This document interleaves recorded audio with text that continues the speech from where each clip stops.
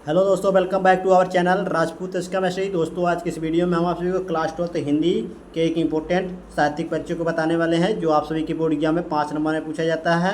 यदि आप 2025 board exam देंगे तो ये वीडियो आप सभी के लिए बहुत ही इंपॉर्टेंट है, क्योंकि जो साहित्यिक परिचय हम आप सभी को बताने जा रहे हैं ये आप सभी की बोर्ड एग्जाम में कई बार पूछे गए हैं। यह है रिपीटेड आपके साहित्यिक परिचय है, तो इसे आप बिल्कुल इसकी मत कीजिएगा और इसे अपने दोस्तों को भी शेयर कर दीजिए, ताकि वो भी इससे साहित्यिक परिचय को तैयार कर सकें। आपका जो 5 नंबर है कहीं जाएगा नहीं, आपका ये फिक्स टॉपिक होता है।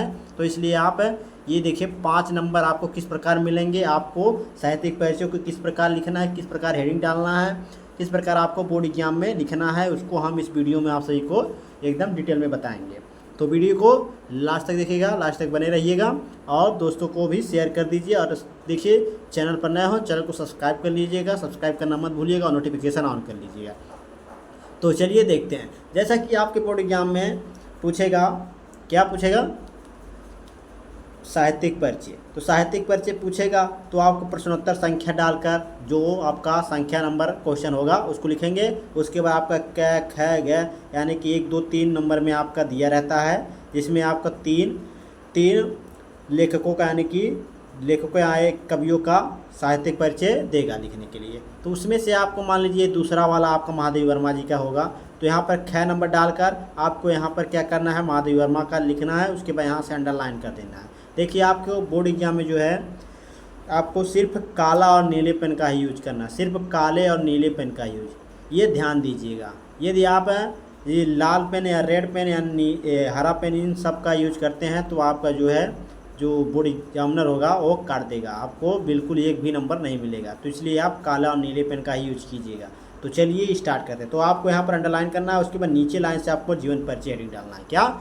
जीवन परिचय। तो जीवन परिचय में उनके बारे में लिखना रहता है, उनके जन्म स्थान और जन्म तिथि और उनके पिता का नाम, माता का नाम, ये कौन सी शिक्षा कहाँ पर की थी, ये सब आपको, मृत्यु और ये सब आपको लिखना रहता है उनके जीवन परिचय में। तो जीवन परिचय में आपको क्या लिखना है, देखिए यहाँ पर मैंने बता दिया। अब देखिए इनके बारे में बताते हैं, जीवन परिचय में क्या है इनके। तो देखिए इनकी जीवन परिचय क्या है। देखिए, महादेवी वर्मा जी का जन्म, जो महादेवी वर्मा जी हैं इनका जन्म फर्रुखाबाद के एक शिक्षित कायस्थ परिवार में सन 1907 ईस्वी में होलिका दहन के दिन हुआ था।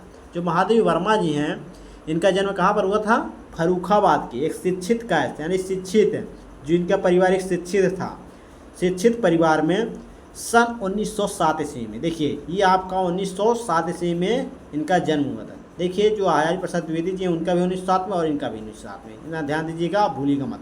तो देखिए मैं होलिका दहन के दिन हुआ था, कब हुआ था, होलिका दहन के दिन, होलिका दहन के दिन महादेवी वर्मा जी का हुआ था क्या, जन्म। इनके पिता श्री गोविंद प्रसाद वर्मा, इनके पिता का नाम क्या था, श्री गोविंद प्रसाद वर्मा, भागलपुर के एक कॉलेज में प्रधानाचार्य थे। जो भागलपुर था उसके कॉलेज में प्रधानाचार्य थे, क्या थे, प्रधानाचार्य। इनकी माता हेमरानी, क्या, इनकी माता का नाम क्या था, हेमरानी। और इनकी माता जो है हेमरानी परम, यहाँ पर परम लिख दीजिएगा, पर लिखा गया है परम, परम विदुषी धार्मिक महिला थी। क्या, परम विदुषी धार्मिक महिला थी। एवं इनके नाना, जो इनके नाना श्री थे वह क्या थे, ब्रज भाषा के एक अच्छे कवि थे। जो इनके नाना थे एक ब्रज भाषा के एक अच्छे कवि थे, क्या, कवि थे। उसके बाद देखिए 11 सितंबर 1987 को इस महान लेखिका का निधन हो गया। क्या, आपको अंत में इतना लिखना है, 11 सितंबर 1987 ईस्वी को इस महान लेखिका का निधन हो गया। आपको एकदम डिटेल में नहीं लिखना है, शॉर्ट में लिखना है, शॉर्ट काट में इसको लिखना है जीवन परिचय को।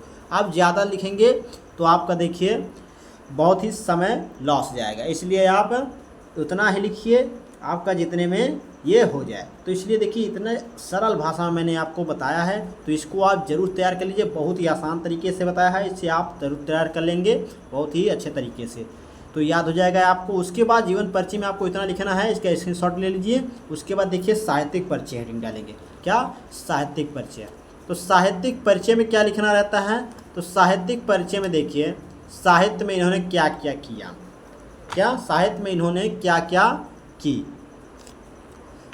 चलिए देख लेते हैं। देखिए उसके बाद साहित्यिक परिचय हेडिंग डालने के बाद लिखेंगे महादेवी वर्मा जी। जो महादेवी वर्मा जी हैं साहित्य और संगीत के अलावा, क्या, साहित्य और संगीत के अलावा चित्रकला में भी रुचि रखती थी। जो महादेवी वर्मा जी हैं वो साहित्य और संगीत के अलावा चित्रकला में भी रुचि रखती थी। क्या रुचि रखती थी, यानी उनका मन चित्रकला में भी लगता था, संगीत और साहित्य के अलावा। इनकी साहित्य साधना के लिए, क्या इनका जो साहित्य साधना है उसके लिए भारत सरकार ने इन्हें पद्म भूषण, क्या पद्म भूषण से सम्मानित किया। जो साहित्य साधना है उसके लिए भारत सरकार ने इन्हें क्या किया, पद्म भूषण से सम्मानित किया। उसके बाद देखिए इन्हें ग्रंथ है, जो ग्रंथ है इनका यामा, उस पर क्या हुआ, भारतीय ज्ञानपीठ पुरस्कार प्राप्त हुआ। इन्हें ग्रंथ यामा पर क्या हुआ, ज्ञानपीठ पुरस्कार प्राप्त हुआ। तो ये आपका इतना लिखेंगे। उसके बाद आगे लिखेंगे नीचे, और इन्हें आधुनिक युग की मीरा भी कहा जाता है। देखिए आपके बोर्ड एग्जाम में बहुविकल्प में पूछ लिया जाता है आधुनिक युग की मीरा किसे कहा जाता है, तो आपका जो महादेवी वर्मा का ऑप्शन होगा उस पर टिक लगाएंगे। क्या, उस पर टिक लगाएंगे, यानी कि आधुनिक युग की मीरा महादेवी वर्मा जी को कहा जाता है। उसके बाद देखिए इनकी काव्य में वेदना की प्रधानता है। जो इनका काव्य, इनकी काव्य में वेदना की प्रधानता है। तो ये साहित्यिक परिचय हो गया। तो साहित्यिक परिचय में आपको इतना लिख देना है। देखिए बहुत ही आसान तरीके से मैंने इसमें बताया, साहित्यिक परिचय को भी और जीवन परिचय को भी। कृतियाँ में उसके बाद हमारा आ जाता है लास्ट टॉपिक, जो लास्ट रीडिंग होगा कृतियाँ। कृतियाँ में आपको उनकी रचना लिख देना है। लिखना है क्या, इनकी प्रमुख कृतियाँ निम्न हैं। इतना लिखने के बाद आपको लिख देना है तीन चार आपको इसमें रचना लिख देनी है। दीपशिखा, यामा, निहार, सांध्य गीत। उसके बाद आदि लगा देना। क्या, आदि लगा देना है।